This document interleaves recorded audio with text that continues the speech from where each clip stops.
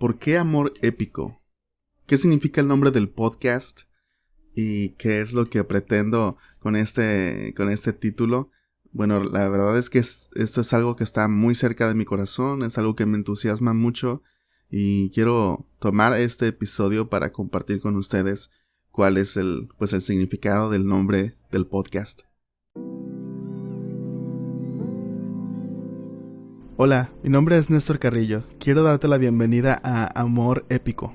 Yo creo que algo increíble sucede cuando podemos ver cómo nuestra historia se encuentra con la historia de Dios. Y creo que una de las mejores maneras de poder recontar y ver nuestras historias desde una perspectiva diferente es en conversaciones simples, personales y genuinas. De donde sea que nos estés escuchando, siéntete libre de dejar un comentario, una pregunta, y si disfrutas de este contenido, ayúdanos dándole like y compartiéndolo con tus amigos. Comencemos definiendo la palabra épico. Bueno, la palabra épico hace referencia a la poesía heroica o a la epopeya. Este género poético presenta hechos legendarios y audaces, y cuando pensamos de hecho en un héroe épico, es aquel guerrero que vence todos los obstáculos para lograr su objetivo. Y no solamente la literatura, sino que ahora también el cine nos presenta con héroes épicos que nos hacen sentir que todo es posible, que podemos escalar la montaña más alta y vencer al ejército más numeroso. No sé por qué, pero siempre que pienso en épico, pienso en el personaje de Brad Pitt en la película Troya, en Aquiles. Pienso en Leónidas, ¿no? Con Gerard Butler en la película de 300. Creo que cuando pensamos en la palabra épico, incluso se usa mucho hoy en día, ¿no? La chaviza, como decimos. Decimos que algo es épico cuando algo es asombroso. Así que cuando hablamos de amor épico, hablamos de un amor que lucha y vence cualquier obstáculo para lograr su propósito. Y en lo personal, y también en la idea de este podcast, es presentar a Dios como alguien que demuestra esta clase de amor épico, que no solamente en la historia, sino en nuestra propia historia Dios lo hace. Otra idea conectada con esto es la realidad de que la Biblia presenta una historia continua que se entrelaza con otras historias y que se entrelaza con la historia de la humanidad y con nuestra propia historia. Y mi deseo como pastor y como cristiano es poder ayudarte a descubrir ese amor épico en tu propia historia. ¿A qué me refiero con esto? Bueno, déjame intentar explicarlo con una historia en el primer libro de la Biblia. En el capítulo 37 de Génesis, el autor comienza a enfocarse en una persona llamada José, un joven. Hijo de José, hijo de Jacob, hijo de Isaac, hijo de Abraham. José era de los hijos más pequeños de Jacob, y se nos dice que su padre lo amaba a él más que a todos sus hermanos. José era parte de una familia disfuncional. Su papá había tenido hijos con diferentes esposas y vivían juntos. De hecho, creo que algo que no ayudaba mucho a José, que de hecho el autor de Génesis nos dice que su padre lo amaba más que a todos sus hermanos. Entonces supongo que eso era evidente, y pienso en mi hermana que constantemente está diciendo que mi mamá me ama más a mí que a ella. Entonces el padre de José incluso le regala una túnica de colores a su hijo, y supongo que eso ha de haber puesto furioso a sus hermanos. No solamente eso, sino que José tampoco ayudaba mucho a la situación. Nos dice el autor de Génesis que José le decía a su padre acerca de lo que hacían sus hermanos, ¿no? La mala fama de sus hermanos. Creo que es algo que identifica, ¿no? a los hermanos menores. Y para poner como la cereza todavía en el pastel de la situación de José, Dios le dio la habilidad no solamente de soñar, sino también de interpretar sueños. Así que José tuvo un par de sueños, y cuando él comparte estos sueños, donde es casi obvio para todos que la interpretación era que en algún punto de la historia su familia se inclinaría hacia él, y donde él sería el mayor, o por lo menos estaría más bendecido por Dios.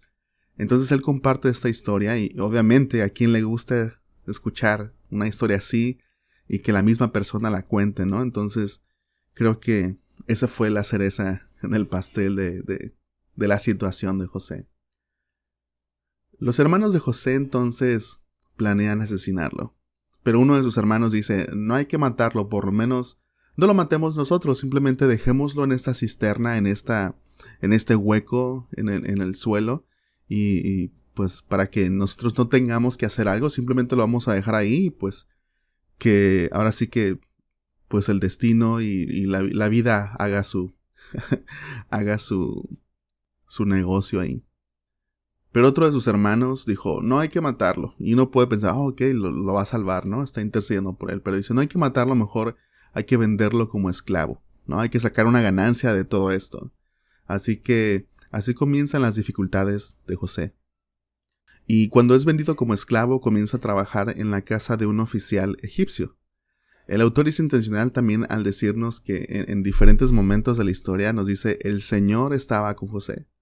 Y eso se mostraba en José al ser un buen administrador y le iba bien en las cosas que hacía.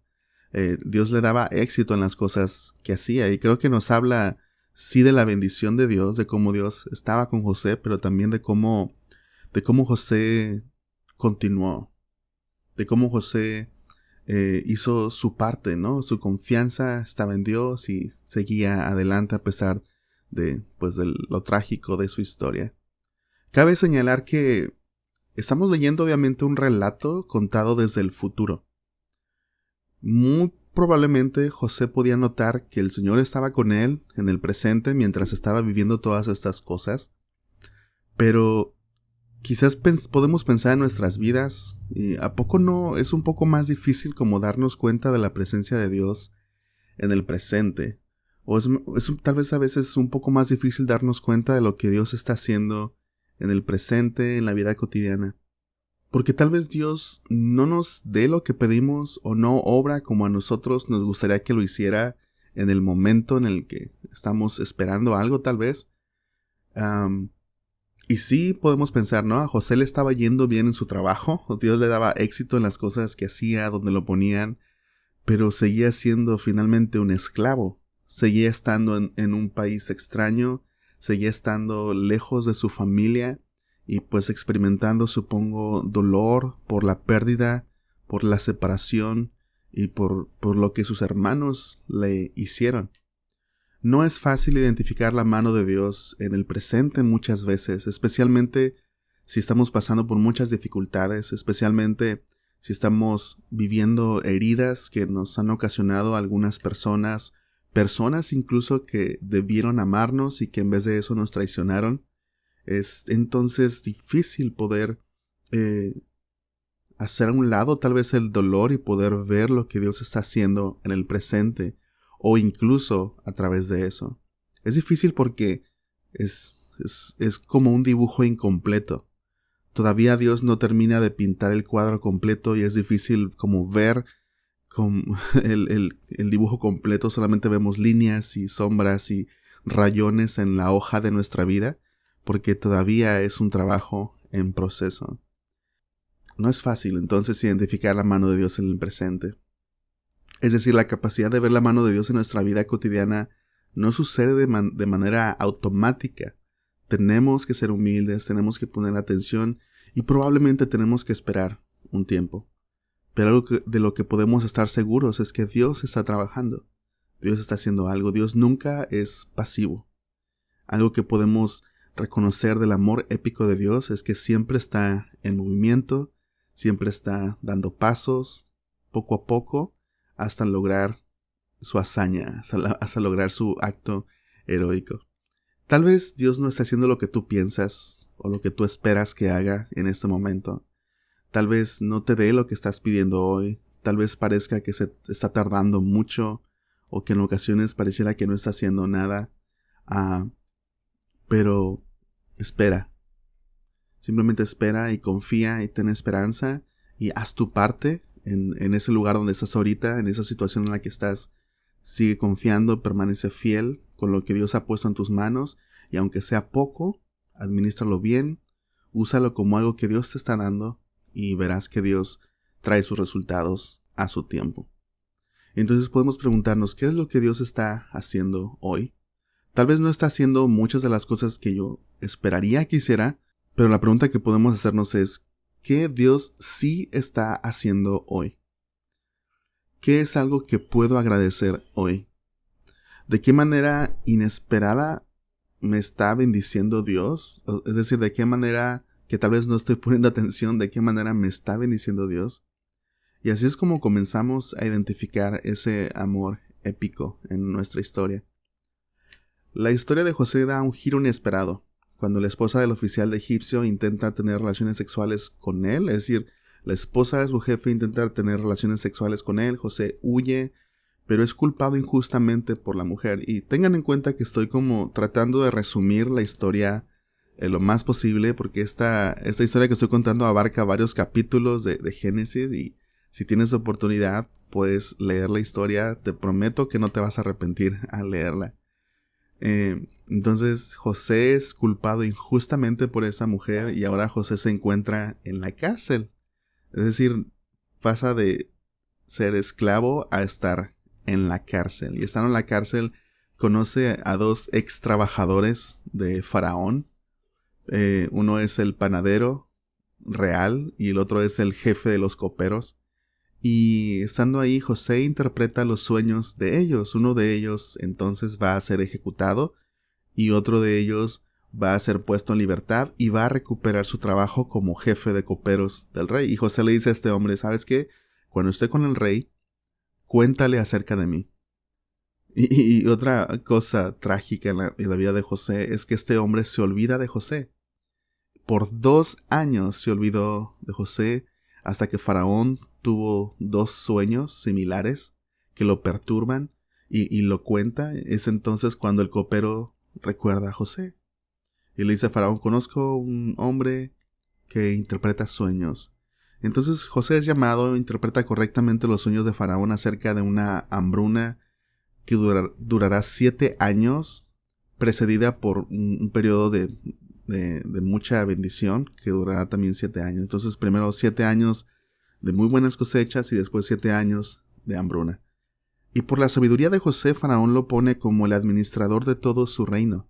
Y vemos cómo Dios está activo, no solamente bendiciendo a José, sino no solamente dándole la habilidad para interpretar sueños, sino también proveyendo oportunidades para él, para José, para que Dios pueda usarlo. Llega entonces el momento en que José es puesto como administrador de Egipto, es puesto como el segundo al mando de todo el país. Y José, como buen administrador, ha logrado reunir suficiente grano para que en el tiempo de hambruna, esos 7 años, personas de diferentes regiones pueden venir a Egipto y pueden comprar grano de José. Obviamente todo esto es una ilustración muy hermosa que nos apunta hacia Jesús, el pan de vida. Y en este momento José es ese pan de vida, está representando ese pan de vida para este mundo antiguo que estaba pasando por esta hambruna.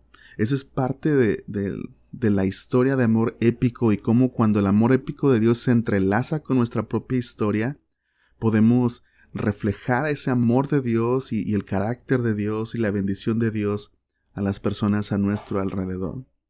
Cuando estas personas de otras regiones vienen a comprar a Egipto, bueno, entre esas personas de otras regiones y de otras familias de otros países se encuentran los hermanos de José, que son enviados por su padre a comprar grano a Egipto. Entonces vienen los hermanos de José a Egipto, y como en una novela, los hermanos no reconocen a José. Obviamente José tenía 17 años cuando ellos intentaron matarlo y que finalmente lo vendieron. Y aquí ya José es un hombre adulto. No lo reconocen, pero José sí reconoce a sus hermanos. La historia es muy larga, pero es una historia hermosa. Los hermanos de José no lo reconocen, pero él sí. Y obviamente aquí nos resalta o tiene que salir una pregunta, ¿no? ¿Qué es lo que José va a hacer? ¿Cómo José va a actuar? Y ¿qué es lo que José ha aprendido de Dios en su amor épico, y cómo Dios está invitando a José a ser parte de este amor épico en la historia de su propia familia? Y uno de los versículos que es, creo, uno de los versículos claves de toda esta historia de José es Génesis 50:20. Génesis 50:20 dice lo siguiente: ustedes se propusieron hacerme mal, pero Dios dispuso todo para el bien. Él me puso en este cargo para que yo pudiera salvar la vida de muchas personas. Esas palabras de José siempre mueven mi corazón. Dice, ustedes se propusieron hacerme mal, pero Dios dispuso todo para bien.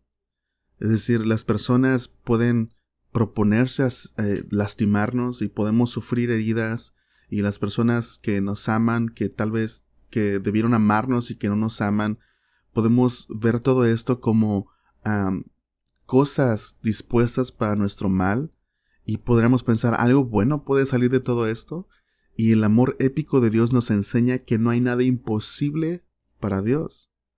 Que el amor épico de Dios puede convertir cosas que fueron planeadas para nuestro mal, incluso las puede convertir en algo que funciona para bien. Desde luego no pasa tal vez rápidamente, pero es esta parte del amor épico de Dios que se entrelaza con nuestra historia y la puede transformar para algo bueno.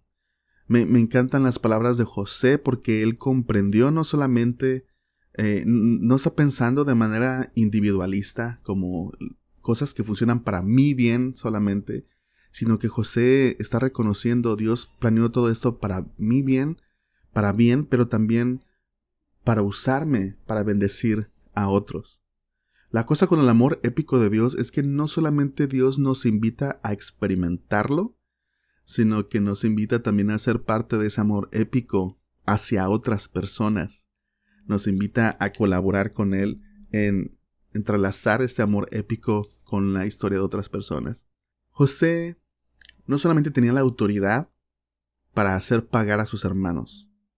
Algunos dirían incluso que era lo justo, ¿no? Que José podía hacer eso, tenía el derecho de juzgar a sus hermanos, de hacer algo en retribución, pero el amor épico está dispuesto a absorber el daño y ofrecer perdón. Y creo que muchas veces la razón por la cual nos cuesta trabajo perdonar es porque no hemos conocido ese amor épico de Dios, porque seguimos viendo nuestra historia como una historia donde la tragedia solamente tiene el protagonismo y no hemos podido identificar lo que José pudo identificar, cómo Dios puede tomar eso y lo puede convertir para un bien. José comprendió que el hecho de que él ahora tuviera una buena vida, que fuera fructífero, no era para humillar a sus hermanos, era para bendecirlos. José comprendió que el amor de Dios tiene la última palabra.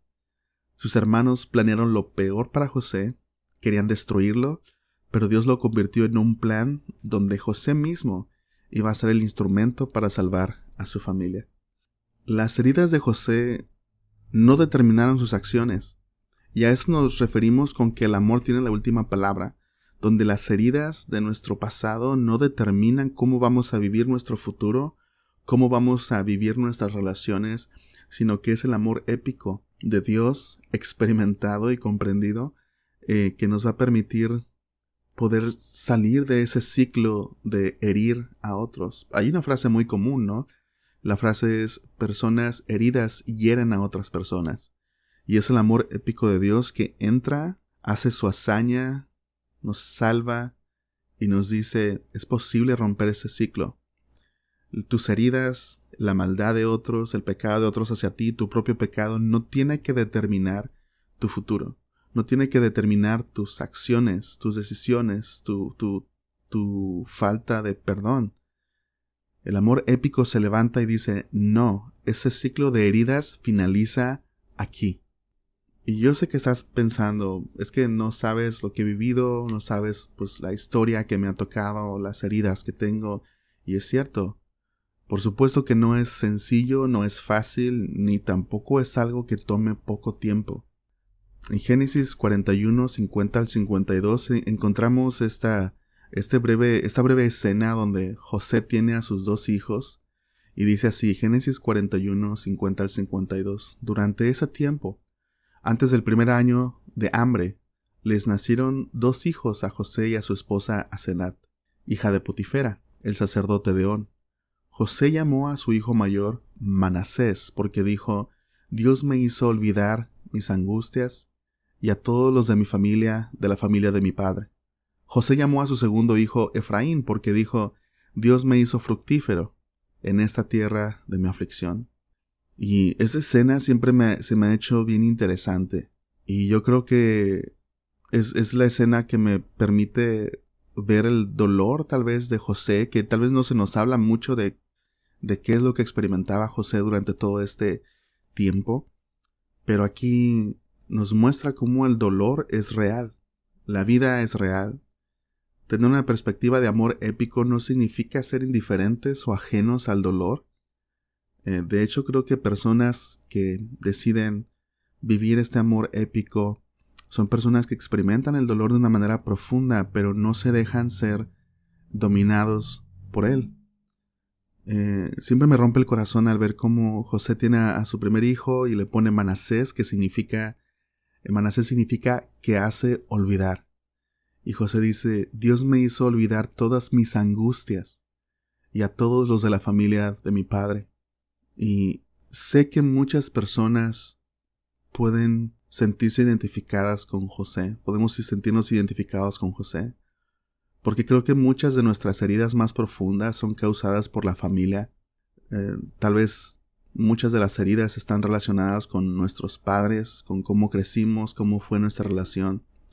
Y en ocasiones hay personas que han vivido historias trágicas y difíciles con su familia, y parte de la sanidad es olvidar a la familia. No olvidar en el sentido de odiarlos o de no acordarnos de ellos, sino tal vez separarnos un poco del dolor, de relaciones que tal vez son dolorosas, y que esas cosas sean reemplazadas con relaciones sanas, con historias sanas. Es este proceso de sanidad, ese proceso donde Dios comienza a sanarnos, y así es como lo expresa José. Dios me hizo olvidar todas mis angustias y a todos los de la familia de mi padre. Y eso sucede cuando José tiene a su hijo. Y al segundo hijo le pone Efraín, que significa fructífero. Y José reconoce que no solamente Dios lo ha hecho sanar, sino que también lo ha hecho fructífero. Y me llama la atención la palabra que José utiliza, la imagen de un árbol con mucho fruto.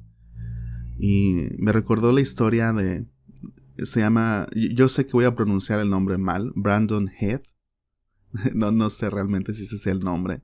En un disco que se llama The Story, la historia, Brandon Heath escribe una canción que habla acerca de José, y la canción comienza diciendo, yo no soy mi árbol familiar, mis hojas diferentes son. Y puedo imaginar tal vez que José veía su vida como que ahora él era un árbol distinto, ya no es parte del árbol de su familia. Ahora José tuvo que echar raíces, Dios lo llevó a otro lugar y José tuvo que echar raíces en ese otro lugar, y cómo Dios los bendijo, y ahora José con sus hijos ya es un árbol que ha crecido, es un árbol que ahora da fruto, es un árbol frondoso, es un árbol que es de bendición para otros. Y me gusta pensar que muchas veces Dios hace eso con nuestras vidas.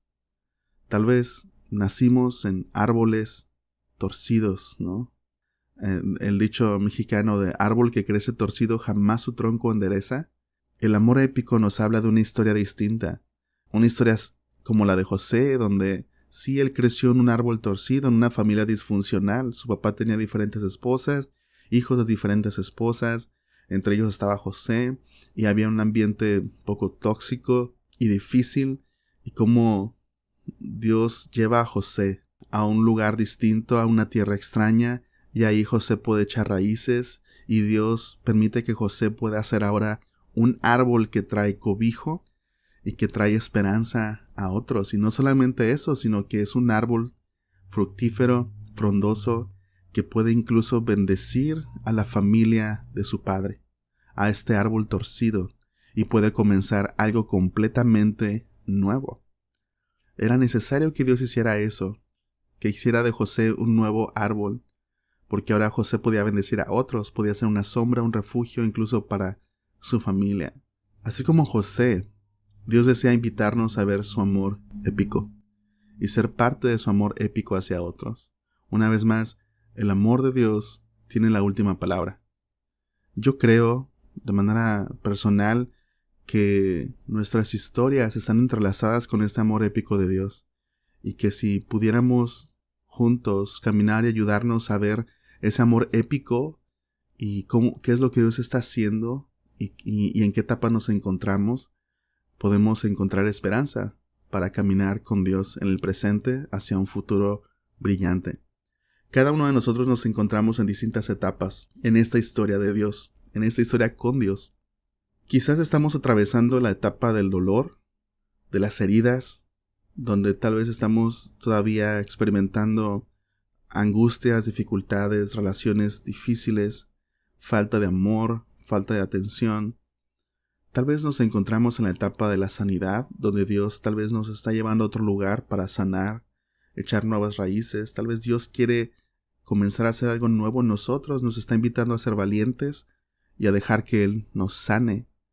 Quizás aún no conoces a ese Dios y su amor épico y apenas estás comenzando a buscar y darte cuenta de que Dios te está buscando. O tal vez ya estás sintiendo su llamado y descubriendo cómo desea usarte para bendecir a otros. Sea donde sea que te encuentras en esta historia, en tu historia, en la historia de Dios, mi invitación en este podcast es: acompáñame, vayamos juntos en este viaje para descubrir y vivir un amor épico.